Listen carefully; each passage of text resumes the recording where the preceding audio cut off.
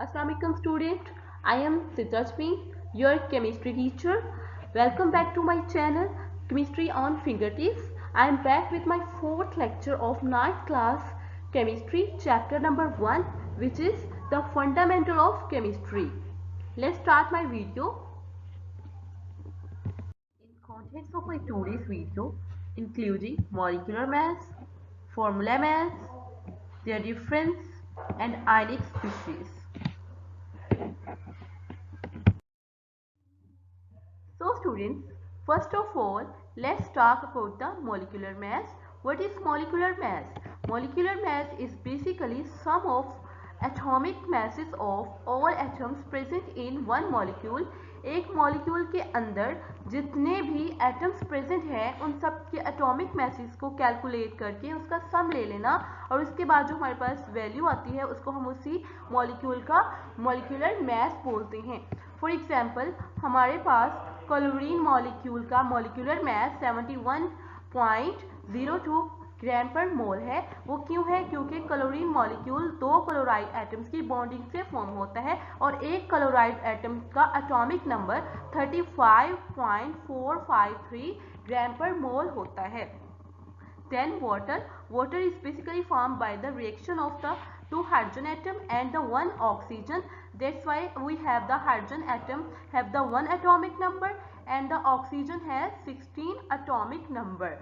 And क्योंकि हमारे पास hydrogen जो है इस मॉलिक्यूल के अंदर दो हैं तो इसलिए हाइड्रोजन के लिए दोनों हाइड्रोजन के लिए इन दोनों का एटॉमिक मैस हम लोग 2 लेंगे और उसको प्लस कर देंगे ऑक्सीजन के एटॉमिक मैस में और हमारे पास जो आ जाएगा मॉलिक्यूलर मैस वो 18 ग्राम पर मोल होगा. इसी तरह हम लोग कार्बन डाइऑक्साइड का भी मॉलिक्यूलर मास कैलकुलेट कर सकते हैं जो कि 44 ग्राम पर मोल है. Now here is the formula mass. What is formula mass? Formula mass of a molecule is the sum of the atomic weights of atoms present in empirical formula. Empirical formula किसी भी compound है उसके अंदर जितने भी atoms present है उन सब के एटॉमिक मैसेज को और उनके एटॉमिक वेट्स को कैलकुलेट करके सम कर देना और उसके बाद हमारे पास फार्मूला मैस होता है. फार्मूला मैस बेसिकली हम लोग कैलकुलेट करते हैं आयनिक कंपाउंड के लिए और इसकी जो यूनिट होता है वो एटॉमिक मैस यूनिट होता है इसका. एग्जाम्पल हमारे पास पोटेशियम क्लोराइड की है और पोटेशियम क्लोराइड के अगर हम सब एटम्स को सम अप करते हैं उनके एटॉमिक वेट्स को हमारे पास उसका फॉर्मूला में 174 AMU आता है और आप इसकी वैल्यू को कैलकुलेट कर सकते हैं और कमेंट करके मुझे ज़रूर बताइएगा कि इसकी वैल्यू यही है या नहीं. Here is the difference between formula mass and molecular mass. जैसे कि मैंने पहले बताया है कि जो molecular mass है वो हम empirical formula के जितने भी एटॉमिक वेट्स होते हैं इन सबको कैलकुलेट करके सम कर देते हैं और हमारे पास फॉर्मूला मैस आ जाता है. इसी तरह अगर हम लोग मॉलिक्यूलर मैस किसी सब्सटेंस का कैलकुलेट करना चाह रहे हैं तो हम जो मॉलिक्यूल है जिसका हम लोगों ने मॉलिक्यूलर मैस को कैलकुलेट करना है उसके तमाम एटम्स के एटॉमिक मैसेज को सम कर देना है और हमारे पास मॉलिक्यूलर मैस आ जाएगा. पहले भी मैं बता चुकी हूँ अपनी प्रीवियस स्लाइड में कि जो फॉर्मूला मैस है उसका यूनिट हमारे पास AMU होता है और जो हमारे पास मॉलिक्यूलर मैस है उसका यूनिट हमारे पास ग्राम पर मोल होता है. और जो फॉर्मूला मैस है वो हम लोग एम्पिरिकल फार्मूला के लिए कैलकुलेट करते हैं और मॉलिक्यूलर फार्मूला से हम लोग मॉलिक्यूलर मैस कैलकुलेट करते हैं. These are the chemical species. Chemical species are the topic which are included in your syllabus. That's why I am going to explain. First of all, we have the ions, which may be cations or anions. Then free radicals. After it, molecular ions. I will define them in my next slides. Here is ion. What is ion? Ion is an atom or group of atoms having charge on it. कोई भी atom या group हो atoms का उसके ऊपर कोई charge हो positive में हो या फिर नेगेटिव में हो तो उसको हम आयंस बोलते हैं. There are basically 2 types of ion. First of all cation and the secondly anion. और इसकी एग्जांपल में क्या आता है हमारे पास सोडियम है जिसके ऊपर पॉजिटिव चार्ज होता है, क्लोरीन है जिसके ऊपर नेगेटिव चार्ज होता है, और पोटेशियम के ऊपर अगेन हमारे पास पॉजिटिव चार्ज होता है। This is first type of are ion which is cation. What is cation? A cation is an atom or group of atoms having positive charge on it. एक ऐसा atom या group of atoms हो जिसके ऊपर positive charge हो, उसको हम क्या कहते हैं? केटाइन बोलते हैं। इसकी फॉर्मेशन कैसे होती है? The cations are formed when atoms loss electron from their outermost shell. जब कोई एटम या ग्रुप ऑफ एटम्स अपने लास्ट वाले शेल से यानी आउटर मोस्ट शेल से एक इलेक्ट्रॉन लूज कर दे, एक कर दे या एक से ज़्यादा कर दे, तो उस केस में हमारे पास प्रोडक्ट में क्या आता है? केटाइंस आते हैं। फॉर एग्जांपल हमारे पास पोटेशियम है, सोडियम है, और यहाँ पे हम लोग सोडियम की एग्जांपल देखते हैं।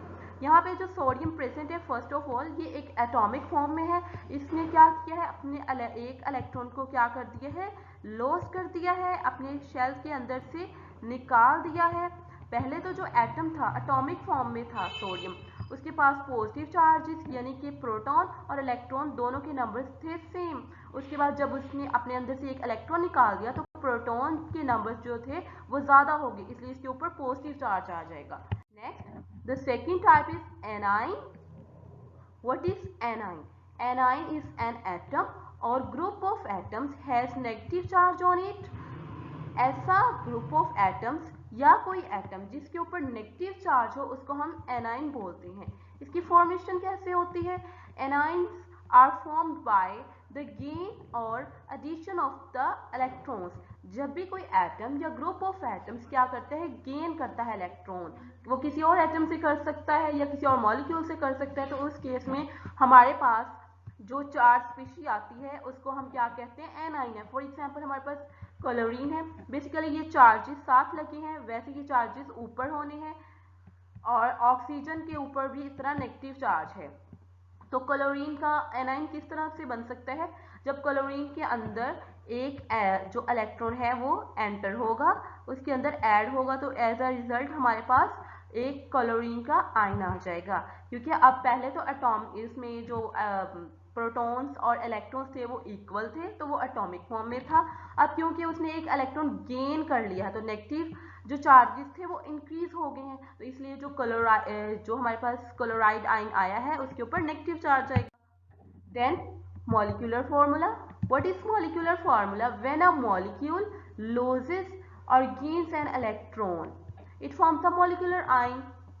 पहले हमने एटम्स के बारे में पढ़ा है, जब वो इलेक्ट्रॉन को लूज करते हैं, गेन करते हैं, तो रिजल्टेंटली हमारे पास आयन आते हैं। अगर हमारे पास ग्रुप ऑफ एटम्स है यानी कि मॉलिक्यूल है, मॉलिक्यूल के अंदर एटम्स ने बॉन्डिंग की हुई है, उस केस में अगर वो गेन करते हैं इलेक्ट्रॉन को या फिर लॉस करते हैं तो रिजल्टेंटली हमारे पास मॉलिक्यूलर आयन बनता है। फॉर एग्जाम्पल हमारे पास ये मीथेन आयन है, इसको हम मीथेन आयन बोलते हैं।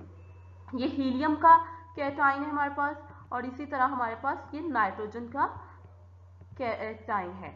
फॉर्मेशन इसकी किस तरह से होती है? When gases are bombarded with the high energy electrons in a discharge tube they ionise to give molecular ions। जब हम लोग हमारे डिस्चार्ज ट्यूब हो उसके अंदर हमारे पास गैसेस प्रेजेंट हो, लाइक ये हीलियम गैस हो, हमारे पास नाइट्रोजन गैस हो, इनके ऊपर हम लोग टकराव करवाते हैं हाई एनर्जी इलेक्ट्रॉन्स का किसी डिस्चार्ज ट्यूब में, तो रिजल्टेंटली हमारे पास मॉलिक्यूलर आयन बनते हैं। Here are again two types of the molecular ion. First is cationic and the second one is anionic. Note, अब नोट क्या है? जो कैटाइनिक मॉलिक्यूलर आयंस होते हैं उनकी जो अबंडेंसी है, मीन उनकी जो प्रेजेंस है अर्थ क्रस्ट में, वो हमेशा एनायनिक कैटाइन से ज्यादा होती है।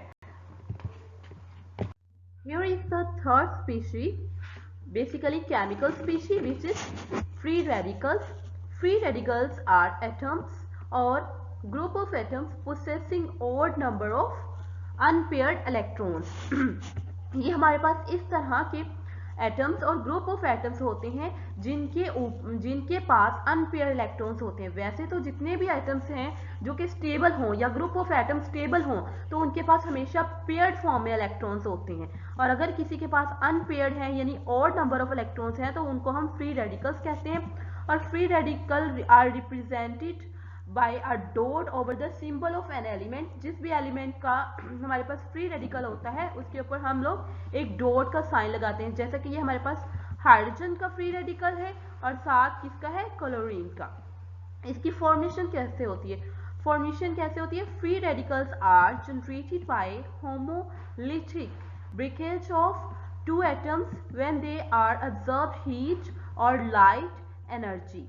जब भी कोई हमारे पास मॉलिक्यूल है, जैसे हाइड्रोजन मॉलिक्यूल हो, क्लोरीन मॉलिक्यूल हो, उनके ऊपर हम लोग हीट या लाइट एनर्जी का मतलब टकराव करवाते हैं या उनसे अब्जॉर्ब करवाते हैं, तो as a result homolytic breakage होता है। होमोलिटिक ब्रेकेज क्या है कि अगर बॉन्ड है तो बॉन्ड का एक इलेक्ट्रॉन इस साइड पे है, दूसरा इलेक्ट्रॉन दूसरी साइड पे है, तो इनका जब ब्रेक डाउन हो तो वो बिल्कुल सेंटर से हो, दोनों की तरफ, दोनों जितने एक एटम जो इधर प्रेजेंट है, दूसरा एटम जो इधर प्रेजेंट है, दोनों के पास एक एक इलेक्ट्रॉन चला जाए और इस तरह दोनों के पास ऑड नंबर ऑफ इलेक्ट्रॉन हो जाए।